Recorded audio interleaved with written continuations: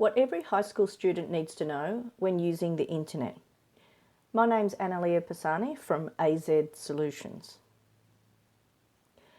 When starting school these days, schools are given more and more information in an electronic format. The idea is to become more environmentally friendly, which is a good thing. Students get given YouTube videos, links to websites, Google Classroom to log into, Zoom, emails, and the science department in some schools use apps called, or an app called Style, S-T-I-L-E, and the maths department uses Maths Online, which is pretty commonly used. Some work is given the old-fashioned way, paper, and students are supposed to stick these into their books. Well, we know that's not going to happen. So how can we make their environment a little bit easier to work with? We can become more efficient if we use bookmarks, the bookmark bar, create folders, and set Google as your default search engine. To share communication efficiently, we need to use email. I understand the resistance to want to use email. It's considered an old person's tool, sure, but it's the most efficient way to communicate and, more importantly, share files with one another. You can't do this efficiently using Snapchat or texting. I'm going to show you how to create a bookmark.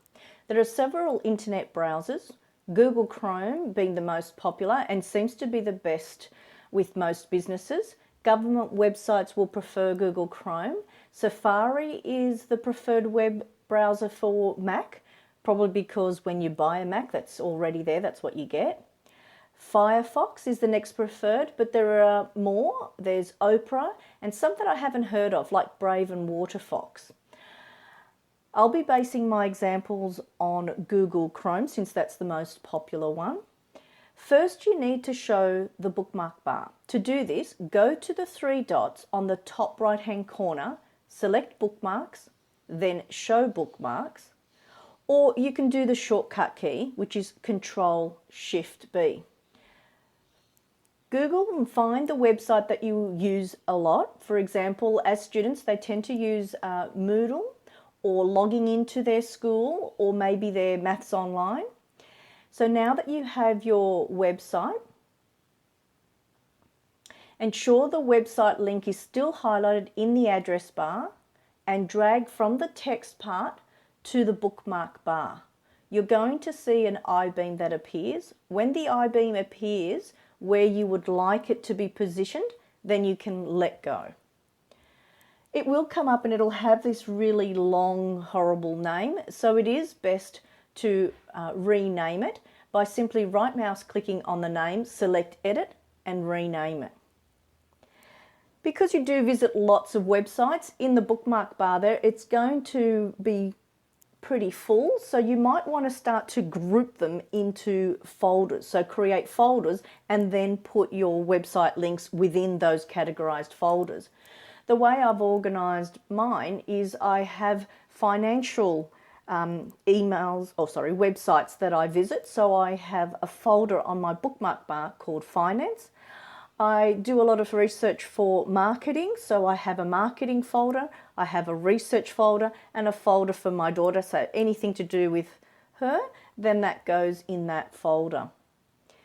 So right mouse click on the bookmark bar and select Add Folder. Now you can drag from the address bar to the folder and drag and hold until the folder name becomes highlighted. And if need be, continuing to drag down the item you may already have listed to the order you would like it. At times, I've had other search engines hijack my search engine. So where I've had mine set to Google, all of a sudden it's been pointing to Bing or Yahoo. So I'm going to show you how to reset it back to the search engine that you like. For me, it's Google. So click on the three dots on the top right hand corner of your web browser. It's called the More command. Then select Settings. From the left-hand side, select Search Engine, then on the right, Search Engine used in the address bar. Change it to Google. If for any reason Google isn't in the list, proceed to Manage Search Engines and select Add. Then type www.google.com.au and try again. Although Outlook for the business world is the preferred email system, for students and the younger generation, Gmail is used because it's a free product.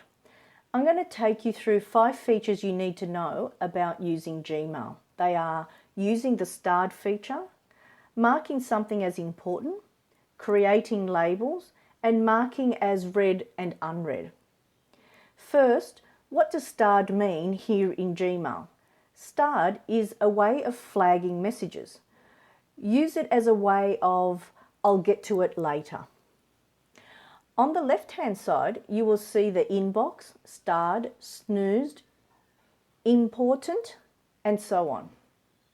When you press starred, you will see all emails you mark with that little star. To mark emails with a star, simply press the star icon. To remove the star icon, click it again. If the star icon is not removed and you get a star or a different color, you will need to change some settings. Go to the cogwheel on the top right hand side, select Settings, and under General, find Stars. In the presets, you will see Option 1 star, 4 star, all stars. Ensure 1 star option is black in color. The difference between using starred or marking as important, it's something you need to get back to later. It's like the star or like flagging, but it just requires more urgent attention, and that's the slight distinction. It needs to be dealt with soon. If you're not seeing the symbol for important, go to Settings under the inbox, move down to Importance Markers and select Show Markers. Creating labels in Gmail. Receiving large amounts of emails can become very overwhelming. Remember, we want to touch our emails only once or twice. To do this, we can move emails into folders. That's the way we naturally think. Or if you're used to dealing with Outlook, we think of folders and putting our messages into folders. However, in Gmail, foldering Gmails are called labels. I suggest creating a label for each subject, like one for all your maths, one for all your English, science, history, art, geography, and so on. To create a label, first select the message by ticking the box on the left. In the menus above, you will see a label icon. Click on it and select Create New. Proceed by typing the name of the label, for example, Maths. The label will now appear on the left. So that this message doesn't appear in both the inbox and the Maths label, delete the label for the inbox by pressing the X next to it. Marking your emails as if you've read them or unread them. Why do we want to do this? There will be times when you have read an email, but you only skimmed through it. In these cases, you want to pretend you didn't read it. That way, when you do have a clear head and are ready to action what was there, you can remember to go back. Unread messages are bold. Use the More command, 3 dots at the end of the menu, to select Mark as Read. There'll be times when we want to preview our emails. So when scanning through lots of emails, you might like to see a preview rather than expanding and opening the whole email.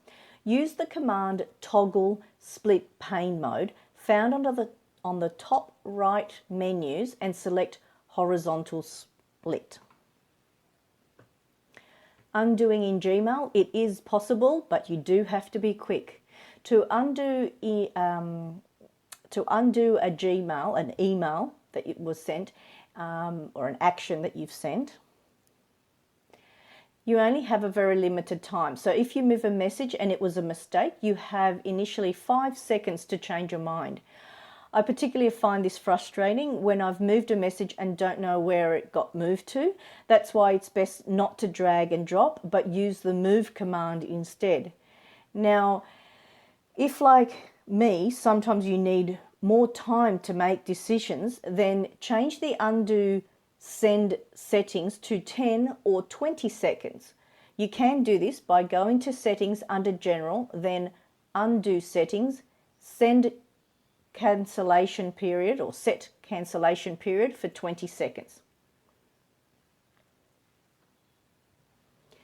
To summarize, change is inevitable, and whether you are young or old, technology is here to stay, and we must figure out what are the best tools and methods to keep ourselves organized. The internet is the first place to start.